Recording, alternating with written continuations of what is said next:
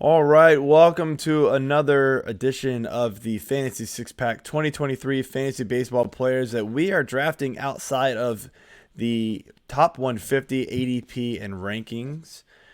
Today, we are going to be doing the starting pitchers. My name is Joe Bond, founder of FantasySixPack.net.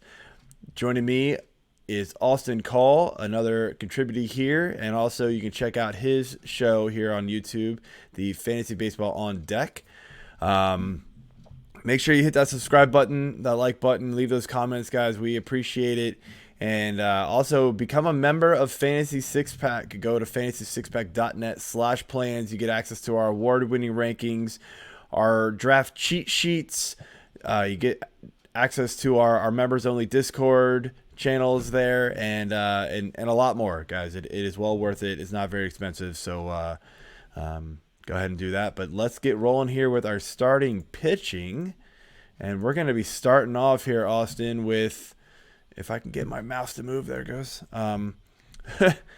With Jesus Luzardo of the Miami Marlins. I had this guy for, when he was on fire there for a while last year, and he did very, very well. I like him a lot this year coming in as well. But consensus right now is not agreeing. So tell us why they should be. Yeah, Jesus Luzardo, he's coming in as a 25-year-old. I feel like he's been on for a lot longer because he's been up in the majors for the last, several years, starting out with the A's, what seemed like 4 years ago, making him 21 years. Like, basically, he's been in the league for 4 years. He's only 25. My concept with starting pitchers this year, it really is that with the elimination of the shift, and we've kind of talked about it before, like how that's just the unknown wild card coming into this season, that everyone's batting average and like overall runs produced. Everyone just add 15 points onto everything with batters that are like, full-time guys at the top of lineups. Jesus Luzardo is going to be playing in a very, very good NL East and facing a lot of lineups, regardless of like who is your starting pitcher. You just need guys that are going to get a lot of strikeouts, have a plus strikeout rating, because swings and misses means the balls aren't in play and runs aren't on the board. People are able to stay in innings longer. So, with Jesus Luzardo, had really good numbers last year, had a forearm strain, and missed most of the season. And the Marlins kind of were in a pigeonholed back against the wall with just so much pitching talent coming up and not enough people to score runs. They sent out Pablo Lopez for, I thought that was a poor trade for Luis Reyes. But they just didn't. Everyone knew that they didn't have any leverage, and they sent out somebody that was way more valuable, didn't get a good trade back. But regardless, Luzardo is going to get more innings pitched just simply because, Pablo Lopez isn't there. They didn't send out Pablo Lopez because they think that Jesus Luzardo can take on that same amount of workload. But I think that the quality per innings pitched is going to be similar. I just have a lot of faith in Jesus Luzardo to just get a lot of swings and misses. Again, the strikeout rate, I think, is going to stay similar to what it was last year, and it's been even better, or even like a couple of years ago when he had his best year with the Athletics. So, just really getting into his year 25 season, I just think that he's got a lot of opportunity to succeed. He just needs a little bit of run support, and I think that he'll do just fine.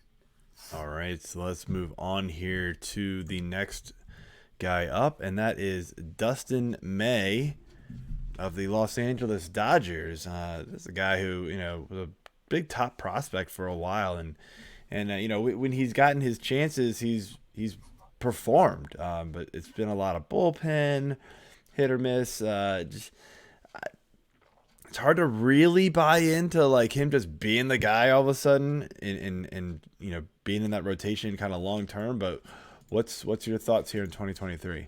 Yeah, I couldn't be happier that he came back for only 6 starts last season and posted a 4.5 ERA with a negative, not a negative strikeout rate, but less strikeouts than innings pitched. He spent 475 days outside of baseball in between Tommy John surgery, so basically between starts on the field. So I think that he is going to be just as effective, given now he's had another entire off season to work up to 2023.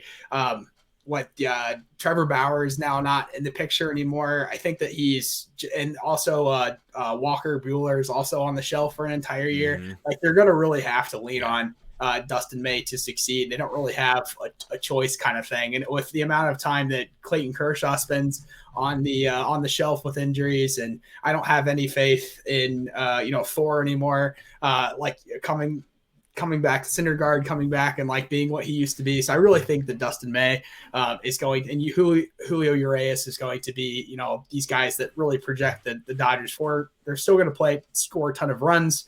But when Dustin May played in 2021 before getting Tommy John surgery, he essentially was averaging 13 strikeouts per 9 innings pitched at a 2.74 ERA. He's supposed to be a starter. You talked about him being a highly touted prospect. It's just that like when the Dodgers have as much money as they do, they just print it off per se. There's a lot of established guys that just kept getting opportunities before he could really like make that opportunity to really establish himself as a starter. And when he did, he hurt himself. So now that he's had Tommy John surgery, I see less of the innings pitch restrictions. So like guys come back with rubber arms. They're not really as worried about them going out and tearing it again because they can't really tear it again anatomically. So I think, again, less of an innings pitch. I've seen it happen, but yeah, I mean, innings restriction might be a worry because he has never gone over 123, and that was in 2017 when he was in, single A. It will be kind of interesting to see what this Dodgers team does. Over on the Fantasy Six Pack Hour, we like to joke that they like to Dodger their pitchers. It's they're hurt because they've got so much depth. They're like, we're just gonna throw this guy in for like 5 starts, let him figure it out. We're gonna see guys like Bobby Miller and Gavin Stone get a chance, and if it's in the bullpen, it is. But these guys are top prospects now at this point too. So. Again, the rich get richer, man. It's crazy with the Dodgers. I don't know how they do it. So, all right. Next up here, we've got Justin Steele of the Cubs. What do you like about him coming into 2023?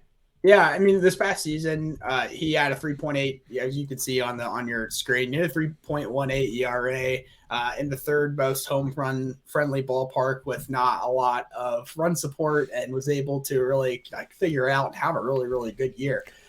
He pitched, for my understanding, really coming up on the 119 innings pitched in his first year as kind of a full frontline starter. It's really, really cool to see for such a young guy. I just only expect him to kind of develop and get better. The NL Central offenses that he's going to be playing against, specifically the guys behind me, are not necessarily going to cause a lot of concern throughout the year. Obviously, he's playing different rosters every day, but I just think that Justin Steele, with that plus strikeout potential, having around 9.5, almost 10 strikeouts per 9 innings pitched, it's just going to be less balls in play. And I think that he has a lot of upside, especially given that the Cubs don't have a whole lot to play for. Consider them still in very much rebuilding mode. There's not going to be a ton of pressure on him to produce now. He's really going to be able to really figure it out and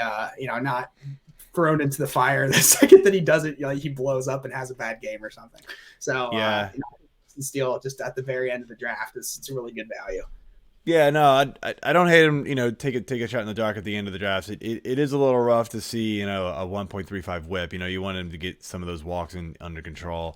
That's going to help a lot. But he's 27, so he's not like super young. So you would hope by this point he's figured out some of the control. But he never was really. I mean, he had stints where he was that bad, but he had stints where he was way better with his control. So it'll be kind of interesting to see where that kind of levels off once he can get more used to the.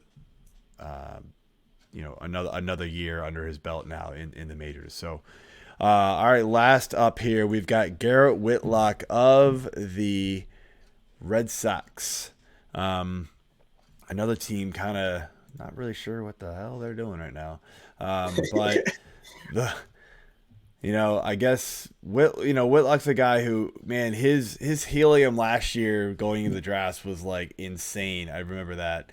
He was supposed to get that 5th spot, and I think he ended up getting it, right? He got beat out by Tanner Hawk and then Tanner Houck refused to take a COVID shot, and then Whitlock got an opportunity to start, and he kept his opportunity to start. I'm a huge Tanner Houck person. I can't be more freaking – he's such an idiot. I'm not to get political, but, like, you work your entire life to become a frontline starter in Major League Baseball, and when it comes to the opportunity, you just refuse the vaccine, and somebody else literally, like, just takes your opportunity. He's been stuck in the bullpen since. But not to talk about Tanner Houck, more about Garrett Whitlock. He honestly, the joke was, I was like, I really like Garrett Whitlock, but Tanner Houck has the same, like, it seemed like prototypes. They were like the same exact player, a lot of the same stats. Yeah, they kind of were, it felt like. Yeah, they're very, very similar, the same age, all these different things. And like Garrett Whitlock had a really, really good year this past year. He was kind of in and out of the bullpen.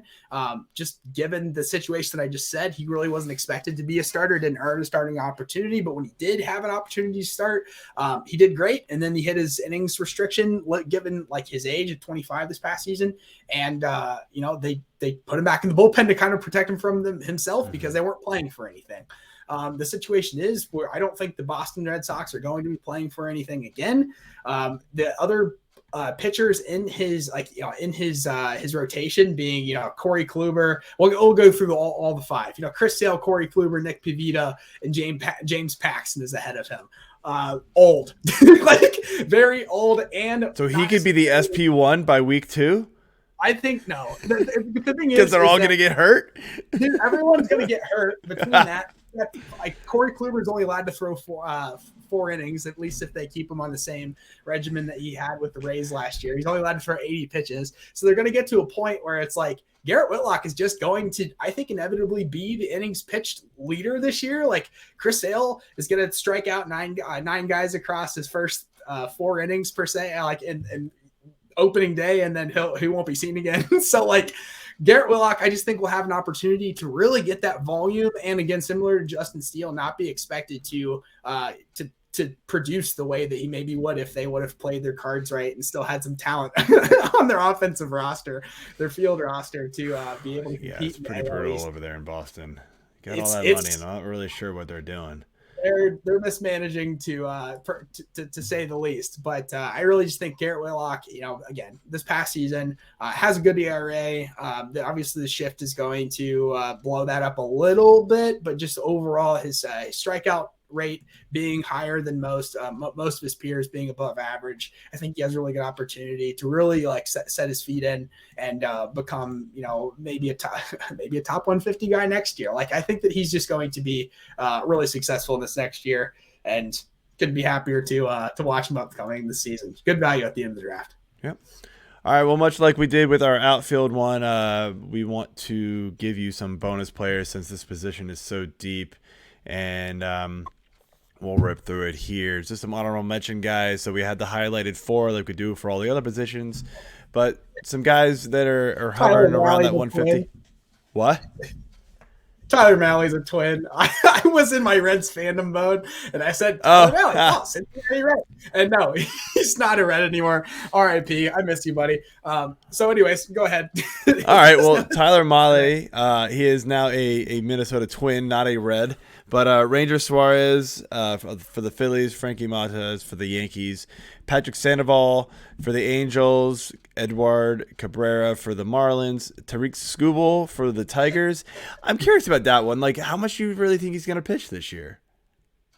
They said he's supposed to be back in July, and when he was so like he had a couple little like stints like in the middle of his last year. He was like, really good.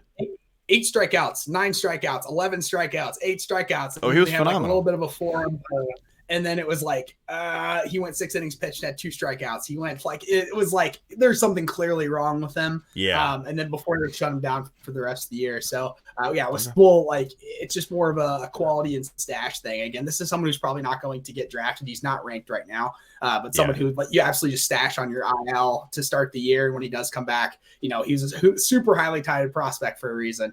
No. I like him. I just was kind of curious on your thoughts about playing time here. So Eric Lauer of the Brewers, Jack Flaherty of the Cardinals. Man, he is Man, he's Jekyll and Hyde. I don't know what to expect with him, but I agree with the value pick there. Trevor Rogers of the Marlins, if he can get back to anything like he was in 2021, then you've Yep. struck gold. And then Grayson Rodriguez, the prospect from the Orioles, should get the opening day spot, but we'll see. He's battled some injuries as well. And then super wild card, I guess, Trevor Bauer. He needs to find a place to play first, but he's gonna probably have a lot of rust to knock off, in my opinion. But that's it for our starting pitchers. I want to thank you again for tuning in. Hit those subscribe and like buttons and leave us those comments. We appreciate it. See ya. Bye, guys.